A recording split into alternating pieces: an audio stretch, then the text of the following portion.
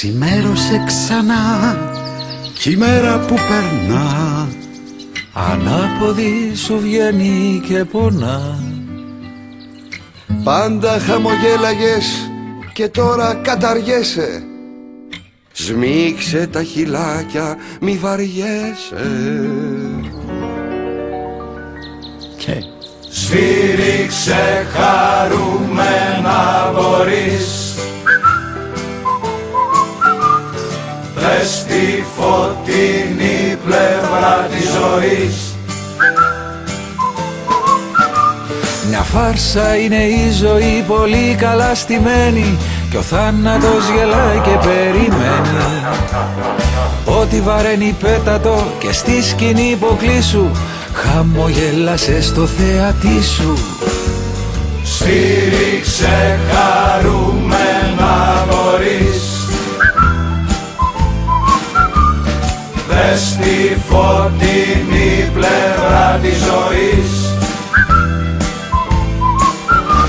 με τις γυναίκες ήσουνα πάντα ο σούπερ γκούφι και τώρα σε φωνάζουνε μαγκούφι. Κι αν όλες σε αφήσανε σε κυνηγάει μια η αιώνια η γαντεμιά. Σφύριξε χαρούμενα μπορείς. Δες τη φωτεινή πλευρά της ζωής.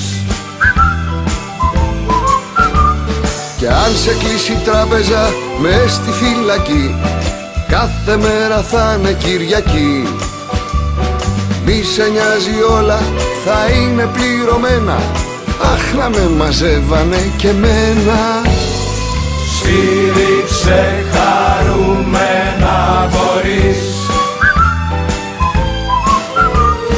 Δες τη φωτεινή πλευρά της ζωής. Όλα στη ζωή σου είναι δανεικά, χαμογέλα φέρσου ευγενικά. Μην το γρουσουζεύεις, σκέψου θετικά, όλα στη ζωή είναι σκατά. Σφύριξε χαρούμενα μπορείς. Δες τη φωτεινή πλευρά της ζωής. Κι όταν η παράσταση κλείσει τελικά, όλα μοιάζουν με βεγγαλικά. Η ζωή κι ο θάνατος είναι θεατρίνη και γελούν από το καμαρίνι.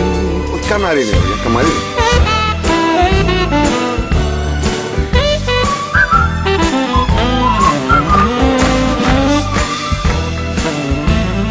Θοδωρή, άμα δεν ξέρουν να σφυράνουμε, τι δηλαδή.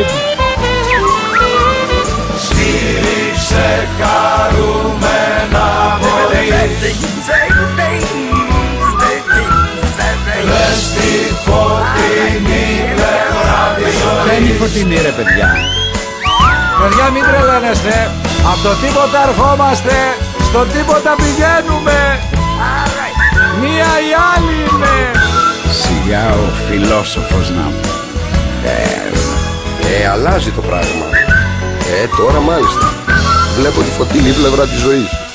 Παπάρια. Τι έγινε, ρε παιδιά?